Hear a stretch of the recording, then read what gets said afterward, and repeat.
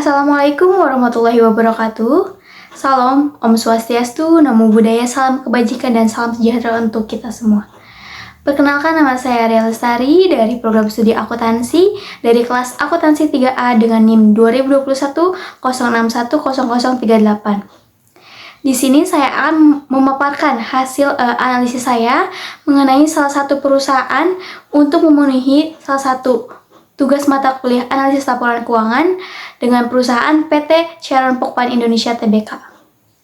Sebelum itu, saya akan membacakan deskripsi singkat terkait perusahaan ini. PT Charon Pokpan Indonesia Tbk atau CPIN didirikan pada 7 Januari 1972 dengan nama PT Charon Pokpan Indonesia Animal Feed Milk Co Limited dan melakukan IPO pada bulan Maret 1991. Perusahaan ini bergerak dalam berbagai kegiatan usaha, termasuk pakan unggas, rumah potong hewan dan pengepakan daging, pengolahan dan pengawetan daging, pembuatan tepung, bumbu masak, produk farmasi untuk hewan, pengemasan plastik, penyediaan pergudangan, penyimpanan dan gudang berpendingin, serta perdagangan hewan hidup. Baik, untuk yang selanjutnya ini ada analisis perbandingan neraca, di mana rumus yang saya gunakan untuk analisis perbandingan neraca ini adalah menggunakan salah satu tahun dasar, yaitu saya menetapkan tahun dasarnya, yaitu tahun 2019. Di sini terdapat akun seperti aset, liabilitas, ekuitas, dan liabilitas dan ekuitas. Nah, jadi cara menghitungnya itu 2020 dikurangi 2019 dibagi dengan 2019. Nah, hasil analisis saya dengan menggunakan rumus tersebut didapatkan jumlah aset pada 2020 atas 2019 sebesar 6%. Kemudian 2021 atas 2019 didapatkan sebesar 21%. Kemudian 2022 atas 2019 didapatkan sebesar 36%. Dan 2023 atas 2019 didapatkan sebesar 40%. Kemudian yang selanjutnya ini ada liabilitas. Liabilitas pada 2020 atas 2019 didapatkan sebesar negatif 6%. 2021 atas 2019 didapatkan sebesar 24%. 2022 atas 2019 didapatkan sebesar 63%. 2024 atas 2019 ini didapatkan sebesar 68%. Kemudian yang selanjutnya ini ada jumlah ekuitas. Pada 2020 atas 2019 didapatkan sebesar 11%. Kemudian 2021 atas 2019 didapatkan sebesar 19%. Kemudian 2022 atas 2019 didapatkan sebesar 25%. Dan yang terakhir 2023 atas 2019 didapatkan sebesar 28%. Dan yang paling terakhir di sini ada liabilitas dan ekuitas, di mana hasil analisis saya 2020 atas 2019 itu sebesar 6%, kemudian 2021 atas 2019 sebesar 21%, dan 2022 atas 2019 sebesar 36%, dan 2023 atas 2019 sebesar 40%. Nah, dari hasil analisis perbandingan neraca ini terlihat bahwa rasio dari setiap tahunnya itu meningkat.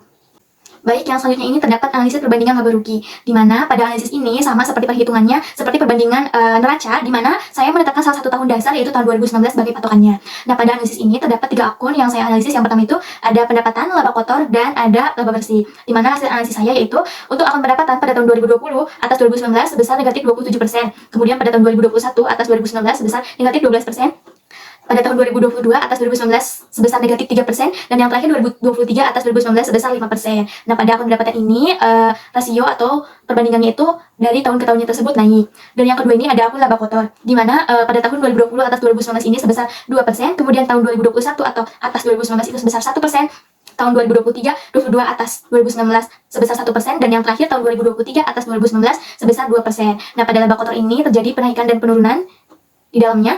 Dari tahun 2020 atas 2019 dan 2021 atas 2019 itu menurun sebesar 1% dan kembali naik dari tahun 2022 ke 2023 sebesar 1%. Dan yang terakhirnya itu di sini ada laba bersih dengan analisis perbandingan laba rugi, yaitu tahun 2020 atas 2019 itu sebesar 0%, tahun 2021 atas 2019 itu sebesar 0%, tahun 2022 atas 2019 itu sebesar negatif 19%, dan yang terakhir itu tahun 2023 atas 2019 ini sebesar negatif 36%.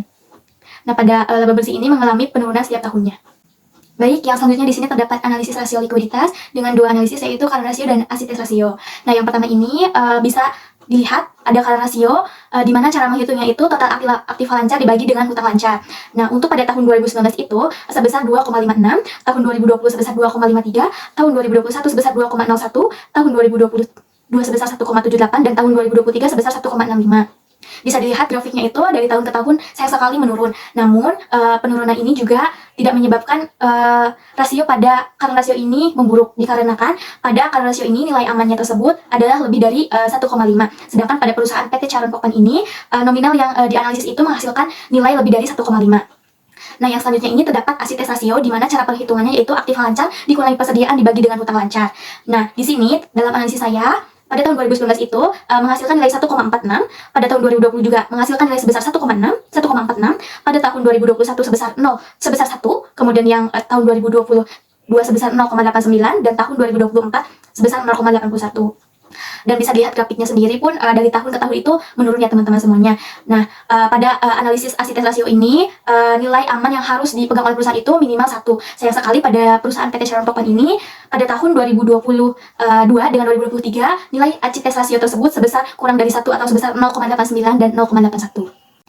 Baik, di sini yang selanjutnya itu terdapat analisis rasio leverage, di mana ada dua analisis yang saya ambil, yaitu yang pertama itu ada analisis debt to total asset ratio, dan yang kedua ini ada debt to total equity ratio. Nah, yang pertama ini ada debt to total asset ratio dengan rumus itu total hutang dibagi dengan total aktiva. Nah, pada kali ini, pada tahun 2019 ini dihasilkan sebesar 0,28, tahun 2020 sebesar 0,25, tahun 2021 sebesar 0,29, tahun 2022 sebesar 0,34, dan tahun 2023 sebesar 0,34. Nah, menurut Dewi 2017 itu standar rasio industri terbaik untuk debt total asset ratio ini sebesar 0,35. Nah, pada PT perusahaan Pokpan ini, rasio yang dihasilkan itu kurang dari 0,35. Maka dari itu, pada analisis ini, PT Sharon Pokpan ini berada di tingkat aman, karena kurang dari 0,35 atau lebih dari 0,35. Nah, yang selanjutnya ini ada total debt to total equity ratio, di mana cara perhitungannya tersebut adalah total hutang dibagi dengan ekuitas. Pada tahun 2019 ini menghasilkan sebesar 0,39, pada tahun 2020 sebesar 0,33, pada tahun 2021 sebesar 0,41, dan pada tahun 2022 sebesar 0,51, dan pada tahun 2003 sebesar 0,52. Nah, menurut Indit, angka debt to equity ratio yang baik itu berada di kisaran 1 sampai dengan 1,5. Sayang sekali pada perusahaan Sharon Pokpan ini, angka rasio tersebut tidak dapat dicapai karena kurang dari 1. Nah, pada kedua rasio ini mengalami penurunan pada tahun 2020, sedangkan untuk tahun-tahun berikutnya itu mengalami peningkatan, dan bisa dilihat di grafik yang telah Baik, yang selanjutnya di sini terdapat analisis rasio aktivitas yang diambilnya itu dua. Yang pertama itu ada total asset turnover dan ada receivable turnover. Yang pertama itu ada total asset turnover itu dengan rumusnya itu penjualan dibagi dengan total aktiva. Pada analisis ini, pada tahun 2019 itu didapatkan sebesar 2,00, kemudian pada tahun 2020 itu sebesar 1,36, pada tahun 2021 itu sebesar 1,46, kemudian pada tahun 2022 itu sebesar 1,43, dan yang terakhir pada tahun 2023 itu sebesar 1,50.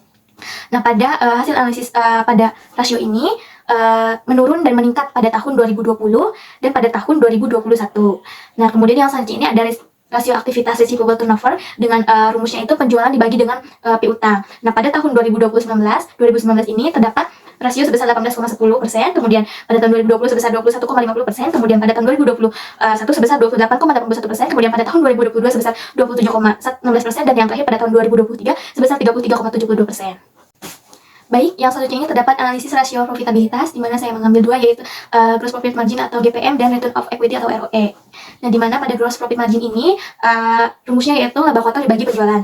Pada tahun 2019 itu menghasilkan 0,14%, kemudian tahun 2021 itu sebesar 0,19, kemudian tahun 2021 sebesar 0,16, tahun 2022 sebesar 0,14, dan yang terakhir tahun 2023 sebesar 0,13. Nah, mungkin di sini bisa dilihat pada tahun 2019 itu ke tahun 2020 mengalami peningkatan. Dari tahun 2020 sampai tahun 2023 itu mengalami penurunan. Nah, yang selanjutnya ini ada return of equity atau ROE, dihitung dengan cara earning after tax dikali 100% dibagi dengan modal sendiri. Nah, hasil analisis saya ini pada tahun 2019 itu menghasilkan 3.011,88%, pada tahun 2020 menghasilkan 3.189,05%, pada tahun 2021 sebesar 3.096%, pada tahun 2022 sebesar 2.429,92%, dan pada terakhir yaitu pada tahun 2023 sebesar 1.922,21%. Nah, mungkin sama seperti GPM, grafik di sini menunjukkan bahwa pada tahun 2020 mengalami kenaikan dari tahun 2019, sedangkan dari tahun 2020 ke 2021, 2022, 2023 mengalami penurunan atas return of equity tersebut.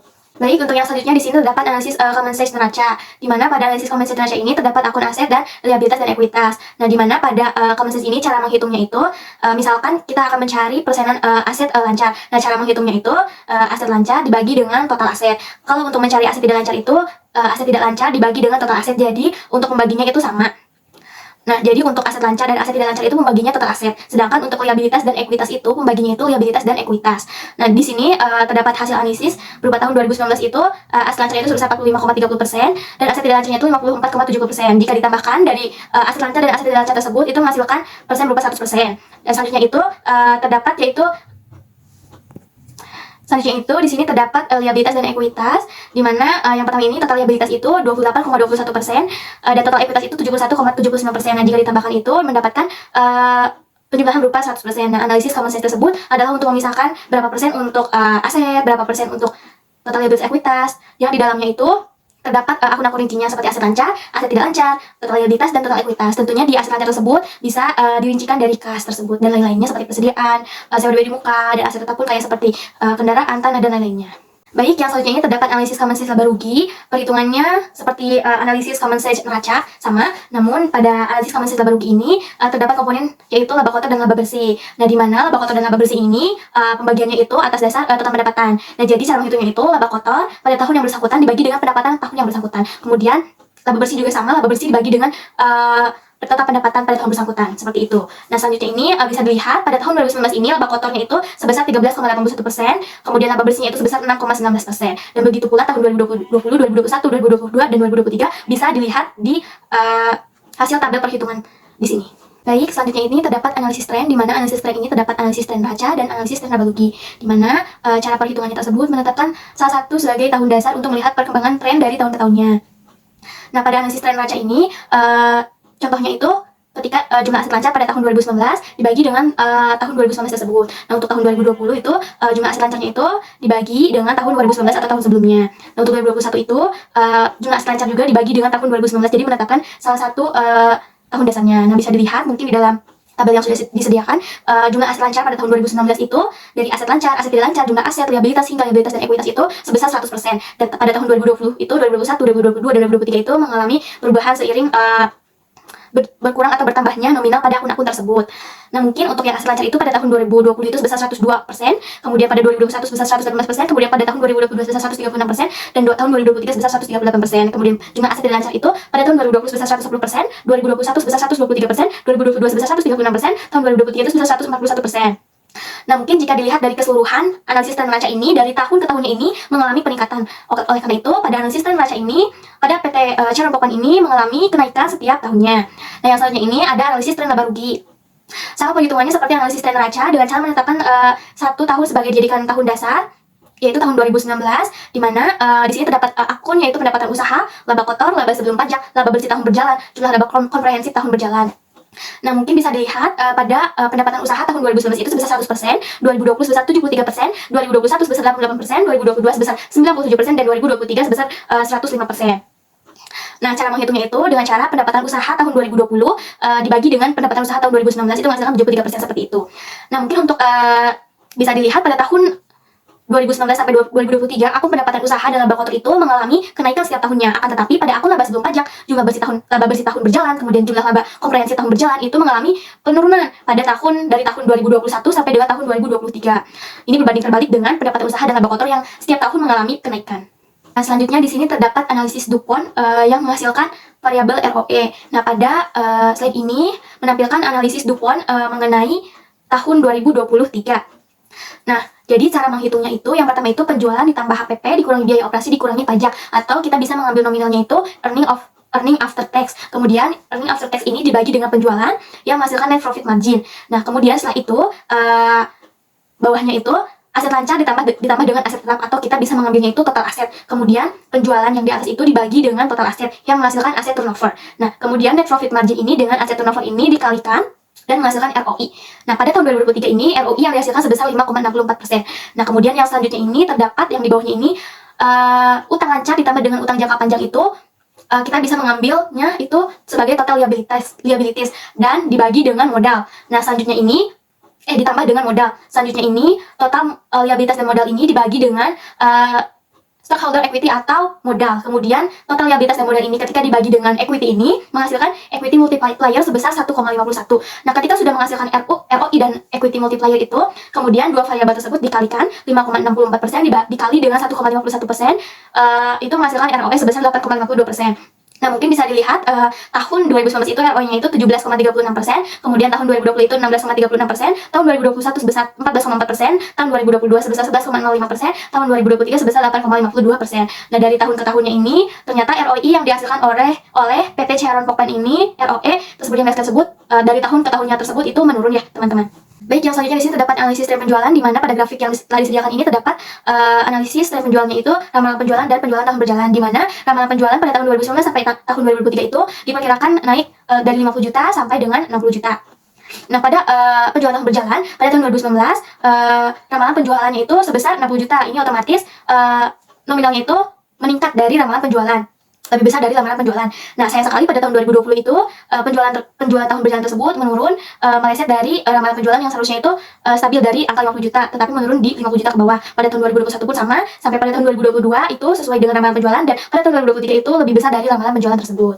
Nah, selanjutnya di sini terdapat analisis sumber dan penggunaan kas, di mana cara menghitungnya itu akun pada tahun bersangkutan itu dikurangi dengan akun di tahun sebelumnya. Misalkan di sini ada jumlah aset tahun 2019 sampai 2020, berarti 2020 dikurangi 2019. Nah, itu menghasilkan sebesar 1.806.205 itu kenaikannya.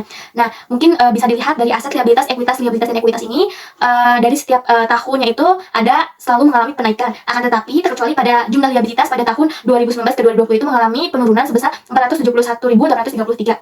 Sedangkan yang lainnya itu mengalami kenaikan baik dari aset, liabilitas, ekuitas, jumlah liabilitas, dan ekuitas.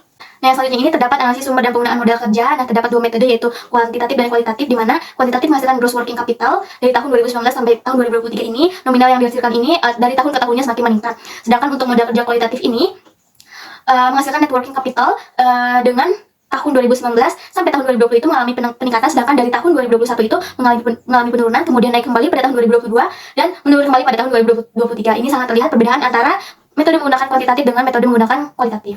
Nah, baik, di sini terdapat analisis break-even point, di mana cara menghitungnya itu penerimaan total dibagi dengan biaya variabel itu menghasilkan contribution margin ratio. Nah, kemudian untuk mencari break-even point tersebut, biaya tetapnya itu dibagi dengan contribution margin ratio. Jadi sebelumnya ini harus dipisahkan antara biaya tetap dan biaya variabelnya. Nah, untuk mencari biaya tetap dan variabelnya ini diambil dari laporan laba rugi. Nah, untuk hasil analisis perhitungannya, analisis break-even point pada tahun 2019 itu sebesar 31.815.326. Untuk tahun 2020 itu sebesar 22.452.814 rupiah. Kemudian untuk tahun 2021 sebesar 29.951.751.752. Kemudian untuk tahun 2022 itu sebesar 36.152.652, dan yang terakhir tahun 2023 itu sebesar 43.908.303 rupiah. Dan untuk yang rata-rata dari break even point pada tahun 2019 sampai dengan tahun 2023 itu sebesar 32.864.170 rupiah. Baik, untuk yang selanjutnya di sini terdapat analisis cross section, di mana analisis cross section ini menghasilkan 3 pengukuran, yaitu rata-rata aritmatika, rata-rata tertimbang, median, dan modus. Nah, untuk cara menghitung rata-rata aritmatika ini bisa dihitung melalui jumlah total dari ROA ataupun nilai buku dibagi dengan jumlah data tersebut. Misalkan 19,48% untuk ROA tahun 2019 dibagi dengan 5, maka menghasilkan 3,90%. Untuk yang berikutnya pun dihitung seperti itu. Kemudian untuk rata-rata tertimbang itu dihitungnya menggunakan misalkan ROA pada PT Cheron tahun 2019 itu sebesar 12,37%. Nah, dibagi dengan total aset, dibagi dengan total yaitu 19,48%, maka menghasilkan 0,64. Begitupun jika PT Duta Inti Daya itu pun 2,54% dibagi dengan 19,48%. Begitupun selanjutnya pada ROA nilai buku tahun 2019 sampai dengan tahun 2023. Nah, yang selanjutnya ini ada median, yaitu untuk mencari nilai tengah dari sejumlah data. Nah, misalkan nilai tengahnya itu pada ROA. ROA tahun 2019 itu PT Cheron, PT Duta Inti Daya, PT Dharma, BC, dan PT Eagle. Nah, dicari nilai tengahnya itu, ROA-nya itu menghasilkan sebesar 2,54%, dan begitupun selanjutnya. Nah, untuk yang modus ini yaitu nilai yang paling sering muncul di dalam data tersebut, seperti itu. Nah, yang selanjutnya di sini ada pengungkapan CSR. PT Cheron Pokpan Indonesia atau CPIN telah aktif dalam melaksanakan CSR selama beberapa tahun terakhir. Berikut adalah beberapa contoh CSR yang dilakukan oleh CPIN dari tahun 2019 sampai tahun 2023. Yang pertama itu ada pendidikan dan pelatihan. CPIN ini berkomitmen untuk meningkatkan pendidikan dan keterampilan masyarakat. Mereka menyelenggarakan program pelatihan bagi petani, karyawan, masyarakat sekitar. Yang kedua itu ada kesehatan dan kesejahteraan. PT ini mendukung program kesehatan seperti bantuan makanan, termasuk penyuluhan tentang gizi, vaksinasi, dan pencegahan penyakit. Mereka juga memberikan bantuan medis dan fasilitas kesehatan di daerah terpencil. Yang ketiga itu ada lingkungan. PT ini berinvestasi dalam praktik pertanian dan perkelanjutan dan perlindungan lingkungan. Mereka memperhatikan pengelolaan limbah, penggunaan air, dan konservasi sumber daya alam. Yang keempat itu ada pemberdayaan ekonomi. PT ini mendukung UMKM dengan memberikan pelatihan modal, akses pasar. Dan yang terakhir ini ada bantuan bencana. PT ini memberikan bantuan dalam situasi darurat, termasuk bencana alam seperti gempa bumi dan banjir. Oke, mungkin cukup sekian analisis yang bisa saya sampaikan. Kurang lebihnya saya mohon maaf. Ditutup billahi taufiq wal hidayah. Wassalamualaikum warahmatullahi wabarakatuh.